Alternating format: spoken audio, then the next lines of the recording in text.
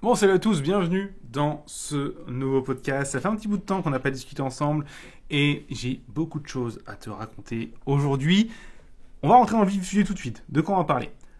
Ça fait un an aujourd'hui, en tout cas dans l'année 2024, je le faisais déjà avant, mais là on l'a fait très régulièrement avec l'école.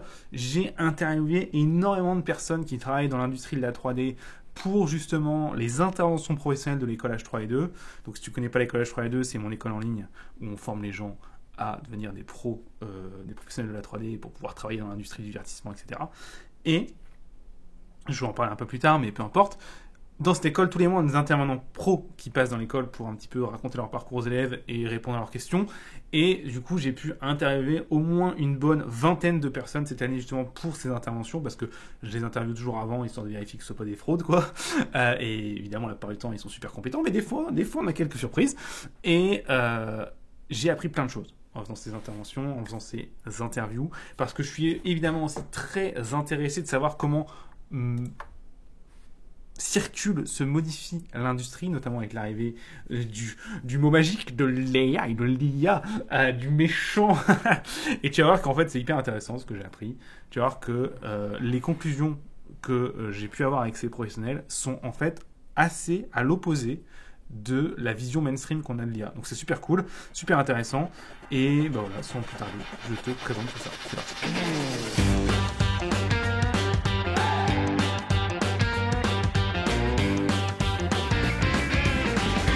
Bienvenue dans le podcast de Motion Life Teach.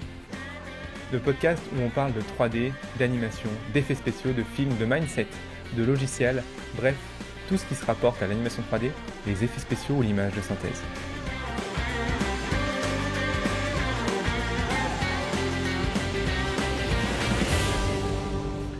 Donc, les conclusions de l'IA. Alors, comment ça se passe dans le contexte? En gros, donc j'ai ces rendez-vous avec ces potentiels intervenants pros, et en fait, bon, je leur demande des questions sur un petit peu leur vie, comment ils sont arrivés dans l'industrie, etc. Et après, une fois qu'ils m'ont expliqué un petit peu leur métier, je leur demande, voilà, dans ton métier, quel a été l'impact de l'IA? Est-ce qu'il y en a un? Comment ça marche, etc. Et ce qui est super intéressant dans cette histoire, c'est que sur tous les intervenants que j'ai eus,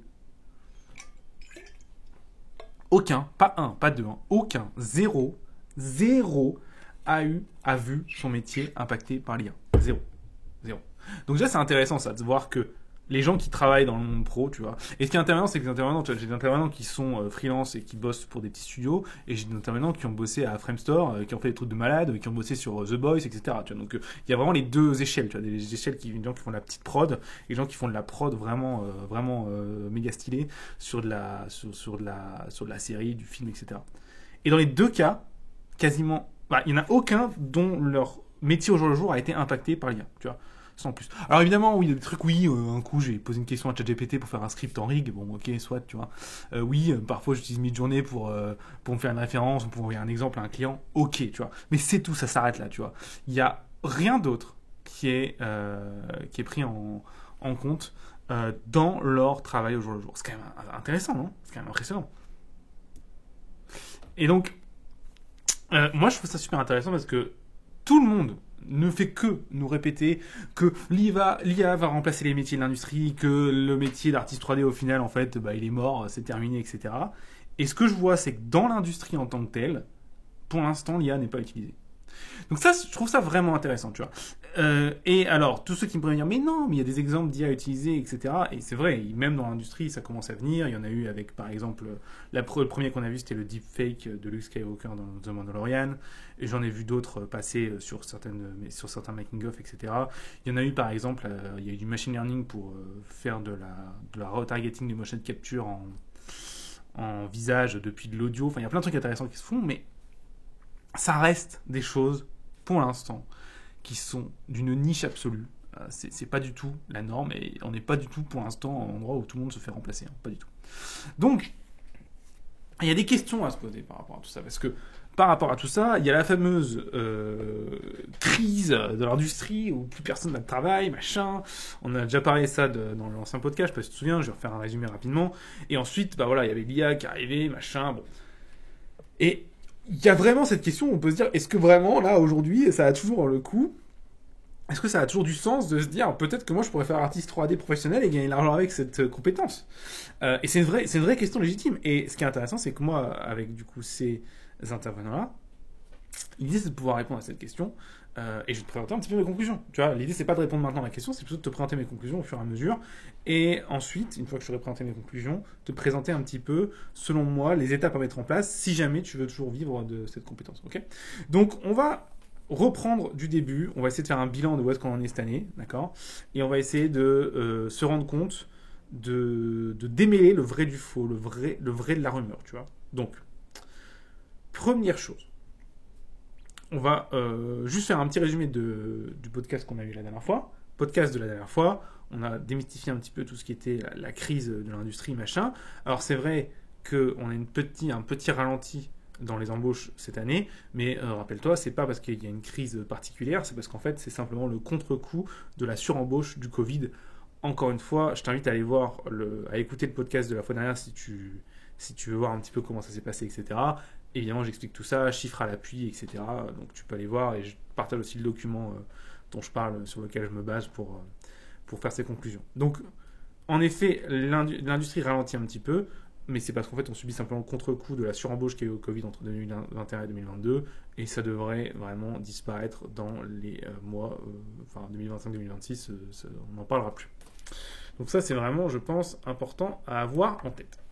Alors, cela étant dit, maintenant, il y a toujours cette question, c'est un petit peu cette épée de Damoclès qui vague et qui est au-dessus de la tête de tous les artistes, qui est la fameuse IA qui va tous nous manger notre travail, et les méchants capitalistes qui évidemment s'en foutent des pauvres artistes qui sont là pour exprimer leur art. Bon, tu sais très bien que évidemment c'est très ironique ce que je dis là, mais il y a quand même un peu de vrai là-dedans. Alors, on va partir de la vision mainstream. La vision mainstream, aujourd'hui, en tout cas, selon moi, ce que je vois, j'imagine que c'est sujet à interprétation, mais on s'en fout un petit peu, c'est juste pour qu'on parte tous du même contexte, de la même base.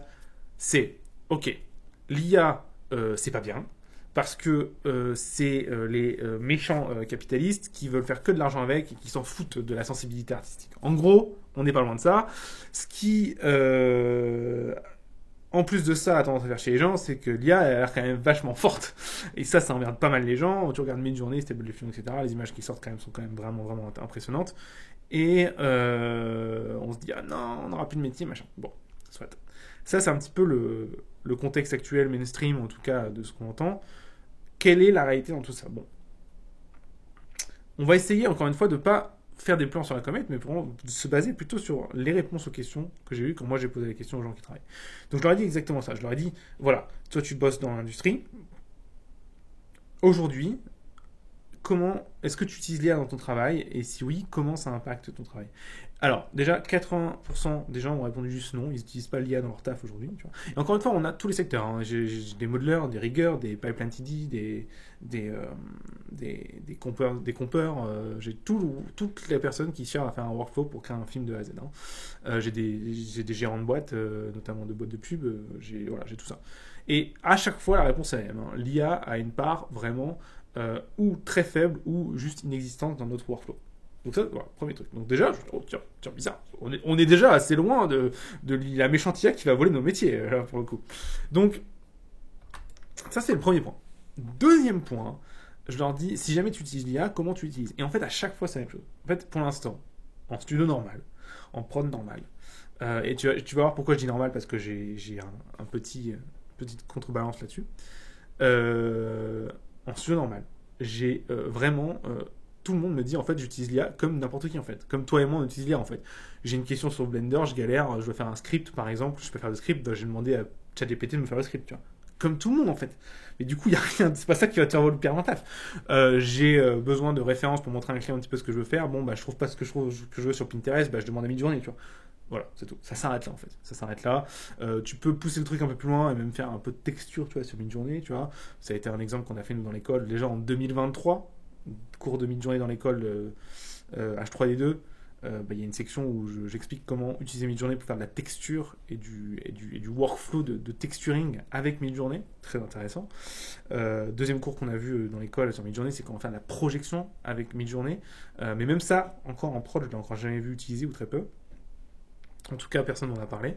Donc déjà, c'est intéressant de voir que les gens qui travaillent dans le domaine, l'IA, en fait, ils y pensent à peine, quoi. Alors évidemment, ils sont curieux de voir un petit peu ce qui se passe, etc., impressionnés par les sorties de Sora, etc., mais bon, dans leur métier de tous les jours, pour l'instant, ça n'a aucun impact. Pour l'instant.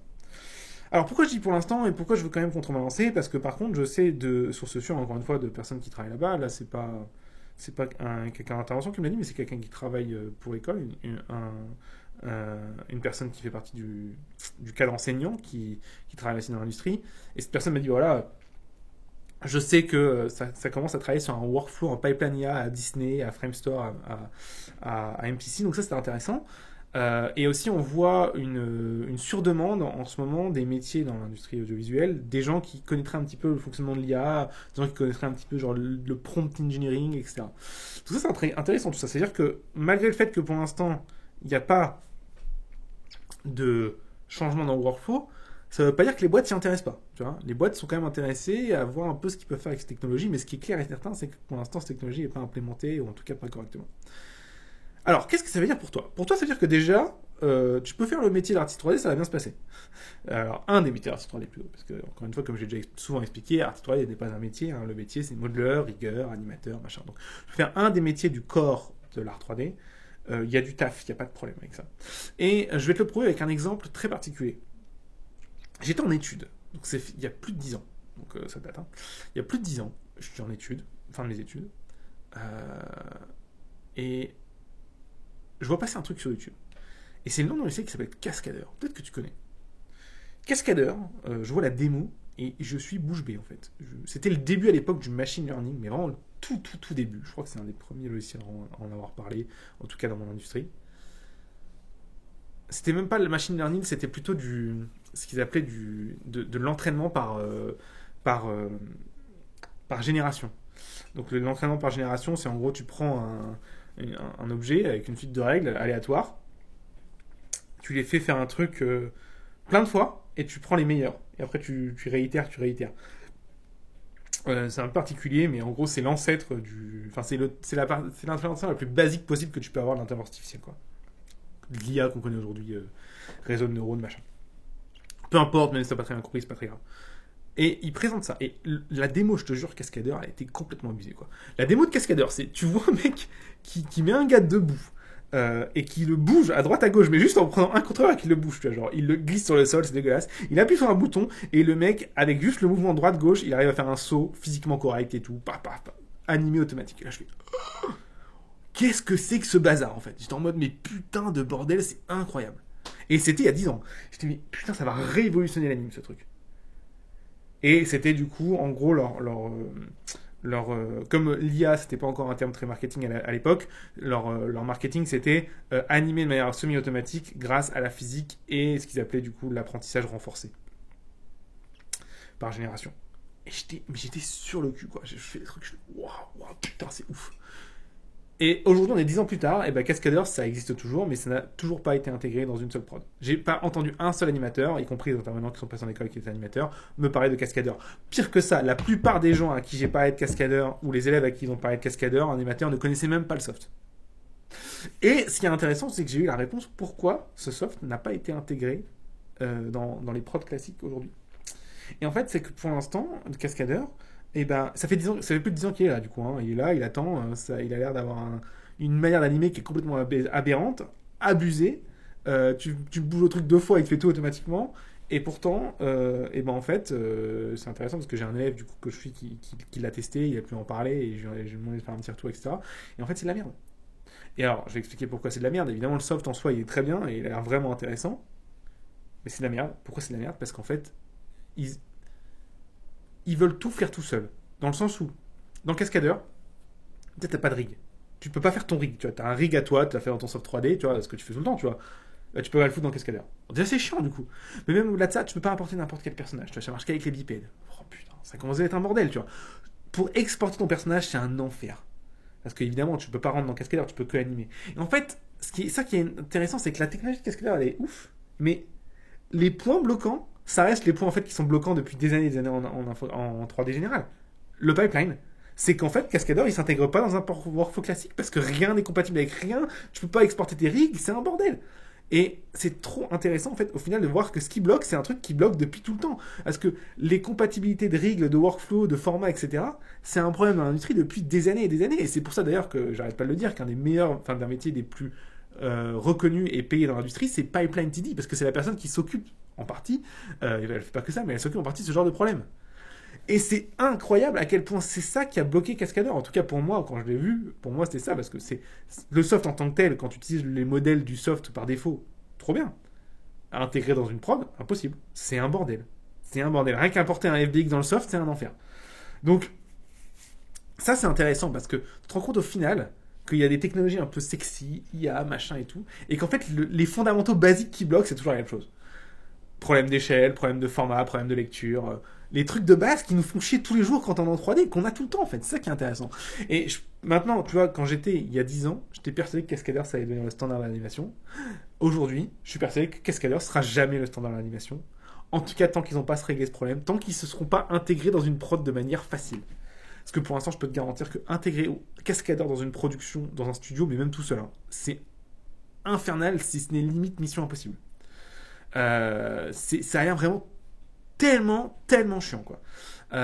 Si jamais tu as un doute et que tu fais un peu de 3D, tu pourras tester. On va voir Cascadeur, essaye. Et si d'ailleurs si quelqu'un d'entre vous essaye, il arrive à l'intégrer dans son workflow, je suis super curieux de savoir comment il a fait. Il peut envoyer un mail et je parlerai avec cette personne avec grand plaisir. Ce serait super intéressant. Parce que évidemment, ça pourrait remettre en question ce que je viens de dire là.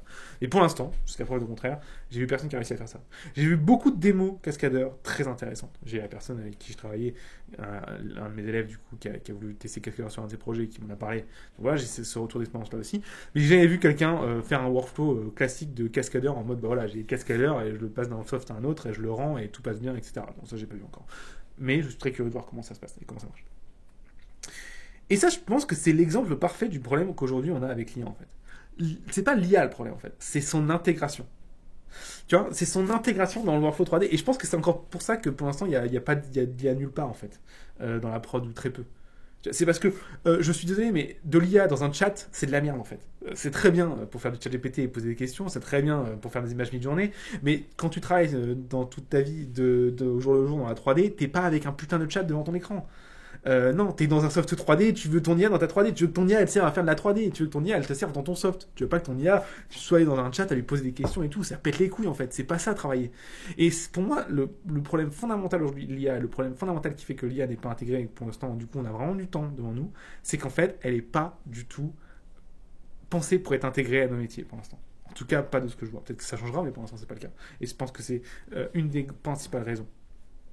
Je te donne un exemple très concret, tu vois. Je vois des trucs comme Stable Diffusion passer, des trucs de ouf comme Midjourney où là tu peux modifier des images, etc. Vraiment intriguant, tu vois. Et moi, ce qui me fait péter un câble avec ces trucs-là, notamment Midjourney, mais il y en a d'autres trucs genre même iMagic, etc., Magic AI, trucs pour ajouter des détails, etc., qui donnent des résultats impressionnants. J'ai vu des trucs aussi de détourage automatique, etc. Ok, trop cool. Mais putain de bordel, pourquoi à chaque fois vos trucs c'est sur des plateformes web de merde? Pourquoi c'est tout le temps sur des plateformes web de merde? Qui veut travailler sur un putain de site web? Personne veut attendre 4 heures que sa putain de vidéo elle s'upload, surtout quand en plus en cinéma on travaille avec des fichiers super lourds, c'est souvent du 10 bits ou du 16 bits, c'est souvent des fichiers qui font plusieurs centaines de mégas voire gigas. Putain, mais qu'est-ce que c'est chiant d'uploader un fichier de 3 gigas sur une plateforme pour faire un tracking de 5 secondes? Ça pète les couilles en fait. Et tant que ces putains d'applications ne seront pas intégrées comme des vraies applications, c'est-à-dire pas un putain de SaaS sur Internet, mais une application comme un soft Adobe, comme un soft comme Blender, comme Maya, comme C4D, un putain de soft où tu peux travailler en local, tant que ça ne sera pas le cas, en fait, l'IA, ce sera seulement, pour l'instant, un gadget. Et je suis désolé, moi je m'attendais à ce que le business model de SaaS un peu gadget qu'on a vu apparaître en gros en 2022-2023, je pensais que ce serait juste une preuve de concept. Je pensais que c'était là, mais que je me suis dit, ouais, ok, c'est juste une preuve de concept pour voir un petit peu comment ça marche, mais ils vont sortir un soft, un logiciel type bureau comme n'importe quel soft, tu vois. Bah non, ça a toujours pas bougé. Et des softs genre Magic AI et tout, ça existe depuis 2-3 ans déjà, c'est bon. Ils savent faire un soft de bureau, putain, c'est quoi ce bordel? Et c'est pour ça que je pense qu'en fait, l'IA, et c'est aussi là que je vois que l'IA, le marché de l'IA, ça n'a pas l'air pour l'instant d'être un marché qui est orienté vers les pros. C'est plutôt un marché orienté vers les particuliers semi-pro, mais c'est vraiment gadget quoi pour l'instant. C'est vraiment gadget et c'est ça qui me fait dire encore que c'est pas intégrable dans les professionnels. En plus, de ce que j'entends et que des réponses que j'ai quand je prends un intervenant, c'est qu'en fait, c'est pas adapté, en fait. C'est pas adapté à un workflow professionnel. Et du coup, c'est ça qui m'intéresse, parce que je vois que quand j'entends que MPC, Framestore, etc., ils sont en train de développer un workflow avec de l'IA, ça m'intéresse de ouf, parce que ça va être enfin les premiers à avoir des vrais workflows avec un système d'IA dans leur prod qui va être intéressé. Mais le truc, c'est que quand t'as MPC et Framestore qui développent un workflow IA, avant que ce workflow il soit accessible au public, il y a 5 ans derrière, minimum. C'est comme à l'époque de Jurassic Park, on pouvait pas faire, nous, Jurassic Park sur notre ordi, tu vois, c'est pareil, tu vois. Donc il y a encore beaucoup de temps, et je pense que le jour où l'IA remplace les artistes 3D, il est encore très loin, en fait. Il est encore très loin, parce qu'en fait, on est pas du tout dans l'intégration exponentielle que moi j'avais en tête il y a quelques années. Quand j'ai vu arriver Midjourney, moi je me suis dit, oh putain, mais dans 2 ans, on va plus jamais faire chercher une texture sur texture.com. On va avoir tous nos modèles 3D générés, plus jamais on modélise, et en fait on va même plus animer, on va quasiment faire que du layout et faire play, quoi. Moi j'attendais à ce que ce soit ça, tu vois. Mais on en est tellement loin. Il y a rien qui a évolué dans ce sens. Et alors, encore une fois, je suis pas en train de jeter la pierre à qui que ce soit, et je trouve pas ça mal ou bien, mais je fais un constat, tu vois. Le constat du coup, tous les gens qui disent que les 3D vont se faire remplacer par l'IA, pour l'instant, on n'y est pas du tout. Et c'est pas un problème de technologie d'IA, c'est un problème d'intégration. C'est un problème d'intégration avec le logiciel. Avec les logiciels. Et en fait, c'est parce que, comme d'habitude, souvent, c'est pas la technologie le problème. C'est l'intégration. Parce que je peux te dire que moi, je lis souvent des papiers scientifiques sortir sur la science de l'ingénierie de l'imagerie numérique, et je vois des trucs malades, de passer, mais de tarés, mais vraiment de malades mentaux en vrai. Du ray-tracing en temps réel, des trucs de fous furieux. Et encore, ça fait, genre, j'en vois tout le temps passer depuis 5 ans, tu vois. Et genre, les premiers que j'ai vus il y a 5 ans n'ont toujours pas intégré dans les softs. Et en fait, c'est parce que, et ça c'est d'ailleurs des problèmes, je dirais, du monde académique, c'est qu'en fait, souvent le monde académique fait son travail, son petit papier, machin, surtout quand c'est de l'académie publique, et ça reste là, et c'est jamais intégré en fait dans les solutions commerciales des logiciels. Et voilà, alors parfois c'est intégré, il y en a certaines qui sont intégrées, j'ai vu notamment des solutions de time warping, machin, qui ont été intégrées dans Nuke, trop cool, c'était une des seules que j'ai vu intégrer concrètement, mais la majorité sont pas intégrées. Alors évidemment, après tu peux prendre sur toi et essayer d'intégrer le papier, il est public, mais bon, il faut avoir un certain niveau quand même. Moi je comprends rien, perso. Mais voilà, la vérité c'est que pour l'instant, l'évolution exponentielle qu'on attend de l'IA, elle est là en fait sur la partie purement production de l'IA, mais elle n'est pas là sur la partie intégration. Et tant qu'elle sera pas là sur l'intégration, en fait, on pourra rien faire. Parce que tu vas pouvoir, en fait, ce genre de truc, ça va te permettre de créer des séquences d'IA hyper impressionnantes, peut-être de 2-3 secondes, mais ça va jamais te permettre de créer une séquence qui fonctionne de A à Z, genre de 30 secondes ou d'1 minute. Parce qu'en fait, si c'est pas intégré à un soft, comment tu gères tes plans, comment tu gères ton layout, comment tu gères ton découpage, comment tu gères ton histoire, bah tu peux pas en fait. T'es niqué parce que quand tu demandes à l'IA de générer un truc, bah t'as 2 personnages qui sont tous les 2 personnages sont à peu près pareils, mais elles sont pas dans le bon angle, le décor a changé, le soleil est pas dans la bonne direction, et du coup tu peux même pas faire un dialogue entre 2 persos, tu vois. Et c'est honnêtement pour l'instant le problème. Et au-delà de ça aussi, et moi c'est le truc que je pense qui est le plus important, c'est que je pense que personne aime travailler avec du prompt engineering. C'est-à-dire que travailler en parlant à un chat, c'est de la merde. Je suis désolé, c'est nul à chier en fait. C'est bien quand tu as une question spécifique à poser, tu vois, comme en mode Google, tu vois, moi j'utilise ça, tu vois, ChatGPT, moi j'ai une version payante et je l'utilise tous les jours, tu vois. Mais jamais je l'utilise pour travailler, je l'utilise pour poser des questions, je l'utilise pour apprendre, pour me former, tu vois, sur des sujets, sur des trucs en particulier, etc. Mais jamais j'utilise ChatGPT pour travailler en fait. C'est de la grosse merde de travailler avec un chat en fait. C'est nul, c'est nul. Personne ne devait travailler en fait avec l'ambiguïté du langage parlé en fait, parce que le problème c'est que le langage parlé, c'est ambigu. Et tous ceux qui m'écoutent ici et qui ont jamais déjà travaillé pour un client, dites-moi le contraire. On a tous eu ce problème où en fait on pensait dire un truc et le client a compris autre chose parce qu'il y a de l'ambiguïté dans notre langage. Bah c'est exactement le problème avec une IA. Et t'as pas envie d'avoir ça quand tu travailles. Quand tu travailles, tu veux être précis. Tu veux pas avoir d'ambiguïté. Tu veux voir ce que tu fais spécifiquement. Tu veux que ta lumière elle soit au bon endroit. Tu veux éclairer de la bonne manière. Comment tu expliques un éclairage avec du texte? C'est de la merde en fait. C'est trop chiant. C'est trop galère d'expliquer un éclairage avec du texte.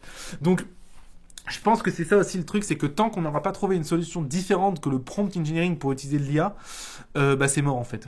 Je vois pas à comment ça peut être intégré. Alors il y a des, je dis ça, mais il y a des choses intéressantes. Notamment, j'ai vu notamment le système de Puppet mapping, Puppet placing, je sais pas exactement comment ça s'appelle dans Stable Diffusion, mais le principe est assez simple. C'est en gros, tu mets une petite armature et il va essayer de te construire ton image depuis l'armature que tu fais pour avoir le mec dans la bonne pose. ça commence à être intéressant. On commence à être à un système un peu plus proche de ce qu'on a en 3D, avec un plus de contrôle, tu vois. Pareil, la manière dont tu bouges ton modèle avec de l'IA dans Cascadeur, super intéressant. Le problème, Cascadeur, c'est de la merde en termes d'intégration par rapport aux autres softs, mais c'est vrai que la manière dont tu peux poser ton modèle quand tu tires sur un point, lui il va utiliser sa base de données qu'il a de toute la motion capture pour savoir quelle est la position des autres bones la plus probable en fonction du point que tu bouges. Hyper intéressant. On est déjà beaucoup plus proche et beaucoup plus efficace que du putain de prompt engineering. Mais on n'y est pas. On n'y est pas. Et alors, du coup, qu'est-ce que ça veut dire pour toi si tu veux devenir artiste 3D? Bah, ça doit être rassuré de ouf, en fait. Parce que ça veut dire que il y a encore beaucoup de place. Énormément de place pour les gens qui font de la 3D. Il n'y a aucun problème là-dessus. Mais au-delà de ça, ça veut aussi dire qu'il faut s'intéresser à l'IA.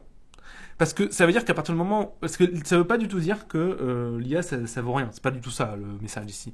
Là, le message ici, ça veut dire que l'IA, c'est intéressant et qu'il y a encore largement le temps d'utiliser la 3D et de se former à l'IA pour avoir après une combinaison de quand toi, tu vas travailler. Et ça va être intéressant. Et je pense clairement pas que l'IA va remplacer les artistes dans les 10 ans à venir. Pas du tout. Mais franchement, j'y crois pas une seconde. Et au-delà de ça, même si l'IA venait à remplacer les artistes dans les années à venir, je pense que ce qui va se passer, c'est qu'en fait, il va y avoir un mouvement. En tout cas, si moi j'étais un studio, je ferais ça. Je te dis ce que je ferais. Si demain j'étais un studio qui faisait de l'animation ou des effets spéciaux, et que l'IA, pour une raison ou une autre, devienne hyper balèze et que t'es même plus à besoin d'un artiste, tu peux juste balancer ton plan, l'IA te le fait, t'as rien à faire. Ok. Et ben ce que je ferais, c'est que je ferais un studio qui serait certifié sans IA, et ce serait ma marque de fabrique. Et je peux te garantir que ça marcherait de ouf. Et que ce serait une putain de bonne idée. Et comment je sais que c'est une putain de bonne idée? Bah parce que j'ai été dans une convention il n'y a pas très longtemps, et il y avait une convention avec des artistes qui faisaient alors eux c'était des peintures, du dessin, etc. Et sur beaucoup de stands, ils commençaient à avoir des panneaux certifiés sans IA. Et c'est très intéressant ça, parce que ça veut dire que évidemment, quand tu achètes l'œuvre de quelqu'un, si ça a été fait par une IA, ça a plus d'intérêt. C'est pas du tout la même chose. Quand tu achètes l'œuvre de quelqu'un, tu t'achètes pas vraiment le résultat. Tu achètes aussi la sueur et le talent de la personne qui l'a fait, tu vois. Donc évidemment, le fait d'avoir certifié sans IA, ça a beaucoup de valeur, surtout pour une œuvre d'art. Et je pense qu'en fait, il y a beaucoup de studios qui vont se créer sur ça, en fait. Et que ça va très bien marcher. Je pense que, tu vois, imaginons, on parle d'un futur dans 30, 50 ans où tous les films sont faits par IA. Mais tu en as quelques-uns qui sont certifiés sans IA, bah évidemment tout le monde va aller les voir. Ça va être intéressant, bien sûr que ça va être intéressant. Donc, ça, c'est un truc qui me travaille et qui, je pense, est important d'avoir en tête. C'est que on est déjà, premièrement, très loin d'avoir une intégration de l'IA aujourd'hui qui est efficace dans le monde pro. Elle est quasi inexistante pour l'instant, si ce n'est quelques workflows qui commencent à démarrer dans lesquels je suis très curieux. Je suis très intéressant d'avoir des retours là-dessus, si je peux en avoir un jour, chez MPC, Framestore, etc. Où eux, ils sont en train, donc c'est les plus gros, hein, MPC, Framestore, MPC, Framestore, machin, c'est les plus gros studios du monde. Hein. Je serais très intéressé de voir comment ils intègrent vraiment l'IA dans leur prod, dans leur workflow, vraiment un vraiment point de vue vraiment intégré, tu vois, pas seulement juste pour aider à la mocap, etc., comme ils ont fait dans les Avengers, ce genre de truc. Et on va voir ce que ça donne, mais pour l'instant, en tout cas, c'est sûr et certain, si tu veux travailler dans les 5 prochaines années, l'IA n'est pas un problème. Et je dirais même que c'est une opportunité, parce que ce qui est intéressant, c'est que si tu as une branche IA dans ta formation, c'est le cas par exemple chez nous, on a une branche sur Midjourney et sur comment tu peux l'utiliser en production. On va ajouter en 2025 une branche sur Stable Diffusion, on devait l'ajouter en 2024, mais ce truc est tellement... On voit que c'est au balbutiement encore parce que ça arrête pas de bouger. Et en fait, c'est impossible de faire une formation dessus parce que le logiciel change toutes les putains de 2 semaines. Donc on attend que ça se stabilise pour pouvoir le faire. Alors, ça s'appelait Stable Diffusion, ouais, c'est tout sauf stable comme soft. Mais donc voilà, mais on attend de voir un petit peu comment l'utiliser et comment on peut rendre le chose le plus concret possible. Mais dans tous les cas, avoir une formation en IA, un peu comment faire tes prompts, etc. En plus de ta formation 3D, c'est hyper positif parce qu'il n'y en a pas encore beaucoup, notamment dans le domaine. Et je vois passer de plus en plus de postes qui sont IA Engineer, Prompt Engineering, etc. Donc évidemment, tu vas pas sortir de l'école en disant IA Engineer, hein, c'est pas ça le métier d'IA Engineer. Hein. IA Engineer, c'est développeur, ça n'a rien à voir. Mais par contre, ça va faire du Prompt Engineering en plus de la point de vue 3D. Prouver en entretien ou dans ton showreel que tu as réussi à intégrer l'IA dans ta prod, ça c'est intéressant.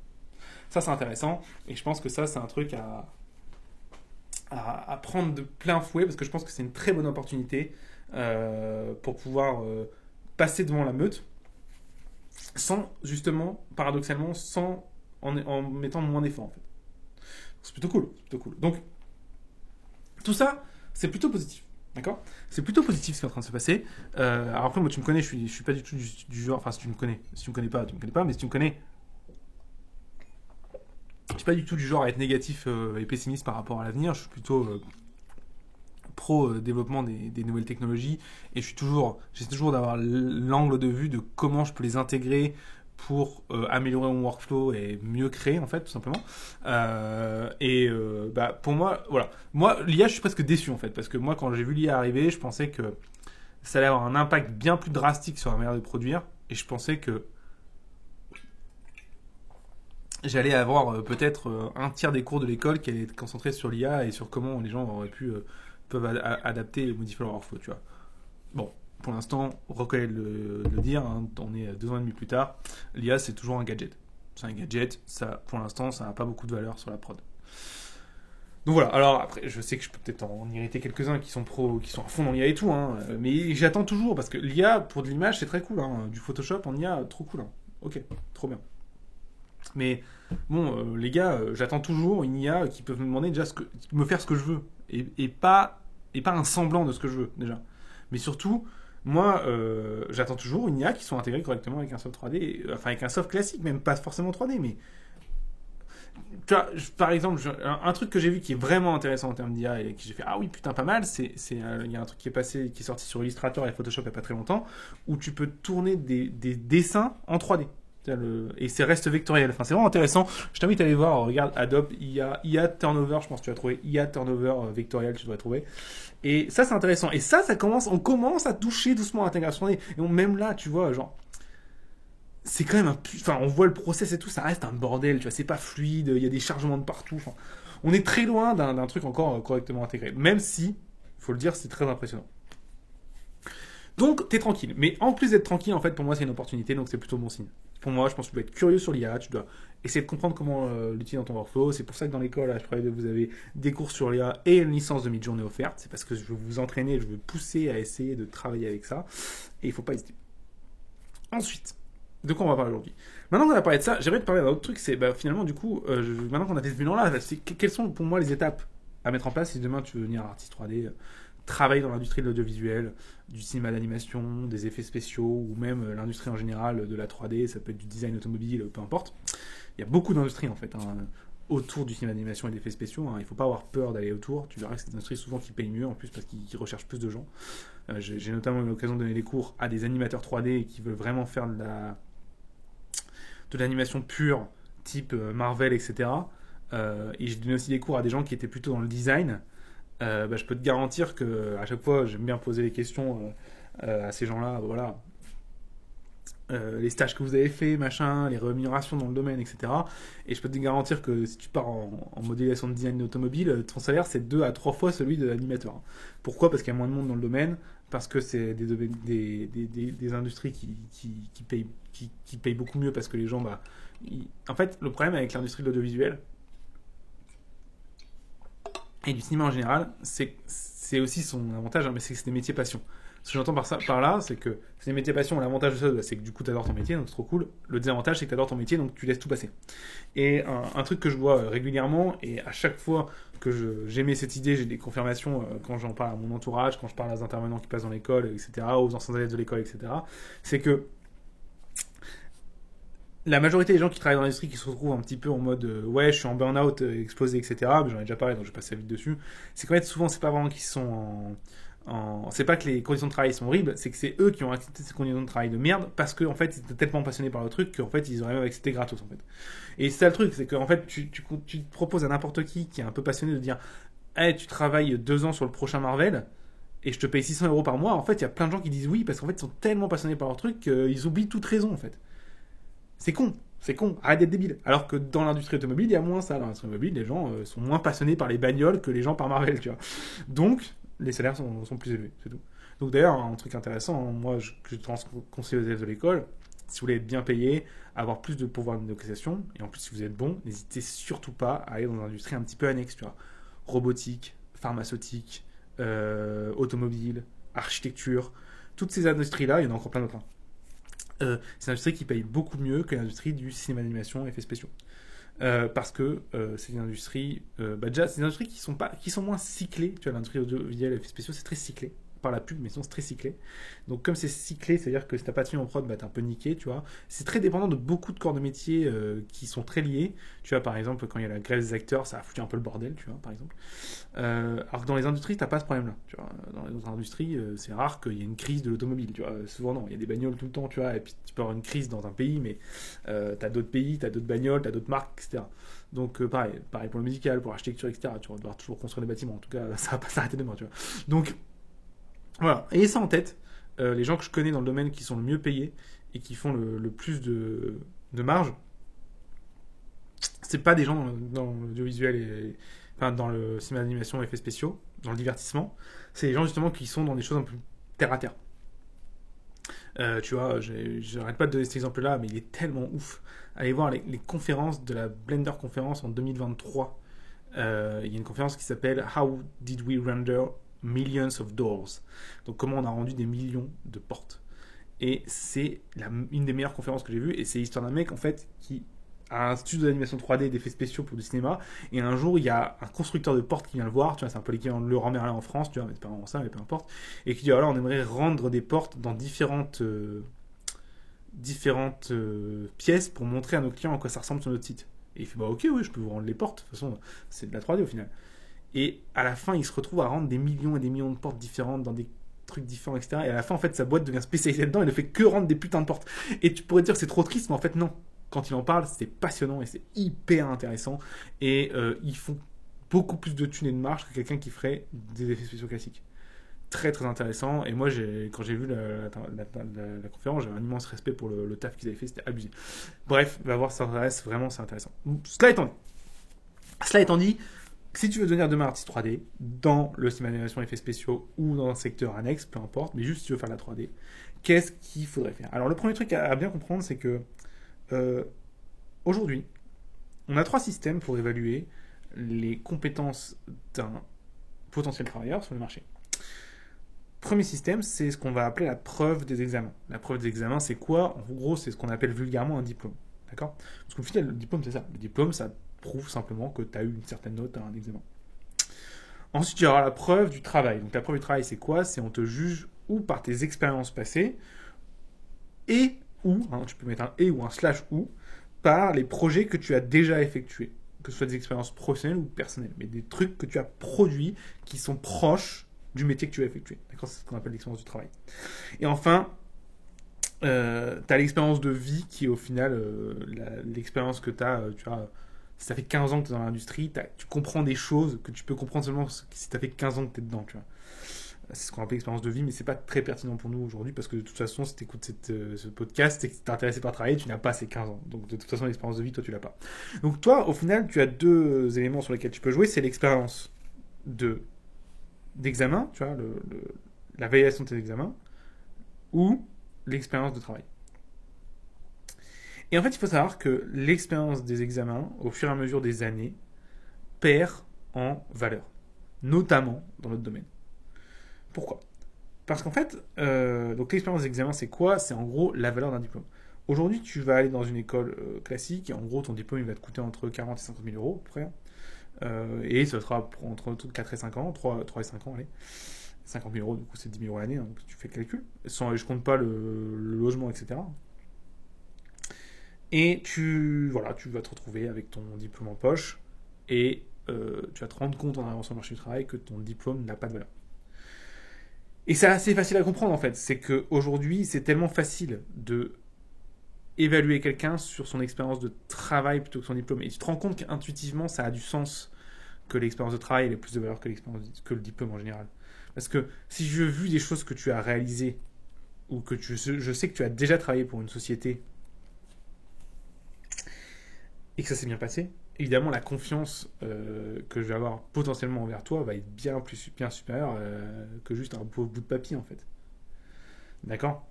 Donc je pense qu'intuitivement on comprend tous comment l'expérience du travail a plus de valeur qu'un diplôme, que la certification que tu as réussi des examens. D'accord? Alors, il peut y avoir quelques exceptions, notamment par exemple si le gérant de la boîte a fait ses mêmes examens, peut-être du coup il le connaît bien, du coup peut-être il sait par quoi t'es passé, etc. Bon, soit. Mais clairement, c'est pas la plupart des cas, c'est pas le cas. Et tu verras le nombre de gérants à qui j'ai parlé qui connaissent même pas le nom des écoles en France. Tu verras à quel point ils s'en battent les couilles. Et ils ont bien raison. Pourquoi ils ont bien raison? Parce que le seul truc qui les intéresse, eux, c'est le showreel.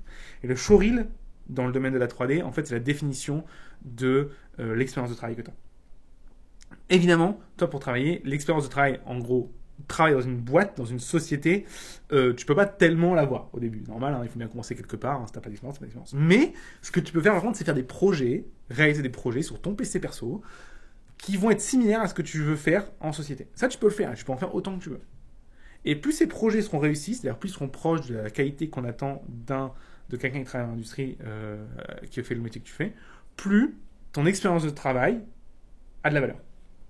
D'accord? C'est assez simple à comprendre, encore une fois. Hein. C'est plus tu fais le truc qu'on va te demander quand tu travailleras bien avant, plus tu as de chances que la personne en voyant ton travail, elle fasse, ah bah oui, il sait déjà le faire, du coup on va l'embaucher. Je pense que ça, il n'y a rien de plus simple. Hein. Et ça, c'est la définition d'un showreel. Donc un showreel, c'est quoi? C'est une vidéo de 60 secondes à peu près, bon ça dépend, mais peu importe, qui présente tes meilleurs travaux. C'est tout. C'est pas plus compliqué que ça. Et ça, c'est ce qui va te donner l'accès au travail. Voilà, point barre. Et c'est une bonne nouvelle, ça, parce que ça veut dire que il n'y a pas de merde de diplôme, il n'y a pas de truc je dois aller dans une école renommée, on s'en branle. Il faut que tu aies un showreel qui pète, un showreel avec des travaux de malade. Et l'autre truc que je pourrais te conseiller, encore une fois dans cette idée de maximiser l'expérience de travail, c'est de faire tout pour te retrouver sur le marché du travail le plus rapidement possible. Y compris travailler dans un domaine qui te plaît pas des masses. Tu vois. Par exemple, moi j'ai vu des gens dire ouais, j'ai pas envie de faire du BIM, donc de l'archi par exemple, ou du design machin. Moi je veux vraiment faire du cinéma d'animation machin, donc je refuse des postes. Moi je veux dire mais vous êtes trop cons en fait, parce que le fait que vous ayez travaillé pendant 6 mois en BIM, même si c'est pas ce que tu avais en tête au début. Déjà, c'est un métier qui est très proche, tu verras, au final, de ce que tu feras en 3D, parce que ça reste de la 3D, mais peu importe. Si tu fais 6 mois en BIM et que ça se passe bien, bah, quand tu arriveras après dans des studios de cinéma, et qu'ils ont vu que tu as déjà fait 6 mois dans une autre boîte et que ça s'est bien passé, et que les gens ont pu te faire confiance, etc. À ton avis, ton capital confiance, il augmente de combien? Bah, d'énormément. Donc, le conseil que je peux te donner, et ça va vraiment être finalement la conclusion de ce podcast, c'est si tu veux travailler dans l'industrie, du cinéma d'animation, des effets spéciaux et de la 3D en général, la règle est assez simple. Les étapes à suivre sont assez simples. Tu vas simplement du coup t'arranger pour avoir le meilleur showreel possible, et je vais t'expliquer après comment faire. Donc avoir des meilleurs travaux possibles pour avoir une expérience de travail la plus complète possible. Et avec ce showreel, tu vas essayer d'être le plus rapidement possible sur le marché du travail, quitte à ne pas avoir exactement le domaine que tu aurais rêvé. Et une fois que ça s'est rentré, c'est gagné parce qu'après, évidemment, ton expérience de travail aura tellement de valeur parce que tu auras fait 6 mois et que ça sera bien passé dans une boîte que tu vas pouvoir quasiment aller où tu veux. Encore une fois, comme je le dis souvent à mes élèves, le plus difficile, c'est d'avoir le pied dans l'industrie. C'est le premier pied, le premier pas. Une fois que tu es rentré, c'est facile. Alors, comment on fait pour avoir un bon showreel? Parce que bon, c'est bien tout ça, mais bon, il faut avoir un bon showreel. Bah, je vais te le dire, c'est très simple. Il suffit de faire de la 3D. C'est faux. Il suffit de faire de la 3D. Parce qu'en fait, il y a une règle universelle qui marche à chaque fois. Et tu vas voir, c'est un truc de malade mental. C'est au début, quand tu fais un truc que tu connais pas, t'es nul. T'es une merde. On est tous d'accord là-dessus. Mais ce qui est intéressant avec cette règle, c'est que plus tu fais ce truc que tu connais pas, moins t'es nul. Plus t'es un petit peu meilleur. Et il y a un moment, tu vas tellement vite le faire que tu seras moyen, et après bon, et après très bon, et après excellent. Et après avoir passé la stade excellent, ça va avoir le niveau pour être considéré comme de l'expérience de travail. Tu comprends pas? Et ce sera du coup ce niveau-là que tu mettras dans ton showreel. Je répète. Plus tu vas faire un truc au début, tu vas commencer une nouvelle discipline, la 3D, et tu seras nul. C'est normal, on commence tous comme ça. Mais plus tu la feras, plus tu vas répéter la chose, moins tu seras nul. Jusqu'à un moment, tu seras plus nul, tu seras moyen. Et après, tu vas devenir même bon. Et après, tu vas devenir excellent. Et après, ton travail sera tellement bon que tu pourras le mettre en expérience de travail dans ton showreel, tout simplement. Et là, tu trouveras un taf. D'accord ? C'est aussi simple que ça. Donc, conclusion, comment je peux te diriger? Bah là, c'est simple. Si tu veux faire la 3D, si tu veux en vivre un jour plus tard, et que tu écoutes ce podcast, sur le site de teach.motion-life.com, tu as 3 petites formations gratuites tout en bas. D'accord? Fais-en une des 3, celle que tu n'as pas encore faite, ou si tu n'en as fait aucune des 3, bah, tu fais la première. C'est le meilleur moyen de commencer à être un peu moins nul. De commencer à faire de la 3D et à être un peu moins nul. C'est vraiment le meilleur moyen, c'est gratuit, hein, c'est totalement gratuit, ça dure à chaque fois en moyenne entre 6 et 7 jours. Et l'idée, c'est de te faire découvrir un domaine ou toute la 3D au fur et à mesure et de commencer en fait. Et de devenir un peu moins nul, tu vois, de passer de ce côté je suck total, tu vois, t'es une grosse merde, à ah oui, je capte le truc, je suis moins nul et continuer à être moyen, etc. Ok ? Donc voilà, j'espère que ça t'intéresse. Site teach.motion-live.com, d'accord ? Et il y a une des 3 formations, tu fais une des 3, celle qui t'intéresse le plus ou celle que tu n'as pas fait. Et pour information, si tu es intéressé pour vivre de la 3D, l'école H3D réouvre ses portes en janvier. Ce sera exactement, laisse-moi gérer la date, si je dis pas de bêtises, le 9 janvier, c'est ça. Donc ce sera exactement le 9 janvier. On a une porte ouverte de l'école le 8 janvier à 20h30, donc la veille. Si tu es intéressé par tout ça, est-ce que tu veux prendre ton avenir en main et mettre toutes les chances de ton côté pour y travailler et faire comme les élèves de notre école qui travaillent déjà, eh bien, rendez-vous en début d'année 2025, en janvier 2025, avec les bonnes résolutions en tête, le 8 janvier à 20h30 pour la porte ouverte, sera sur la page YouTube, mais ne t'inquiète pas, si tu reçois le podcast, de toute façon, tu vas recevoir la porte ouverte par mail, d'accord ? Donc voilà, j'espère t'y voir, si jamais, et sinon, j'espère que ce podcast t'a plu, que ça t'a appris des trucs. Et moi, je te dis à très bientôt. Et si je réenregistre pas de podcast d'ici là, joyeux Noël et bonnes fêtes de fin d'année. Parce que voilà, c'est l'époque, hein, c'est l'époque. Et surtout, plutôt que de vous offrir des cadeaux et des machins et des trucs et de s'empiffrer, fais de la 3D. Fais de la 3D. Non, je rigole. Évidemment, passe le meilleur moment possible avec tes amis et ta famille.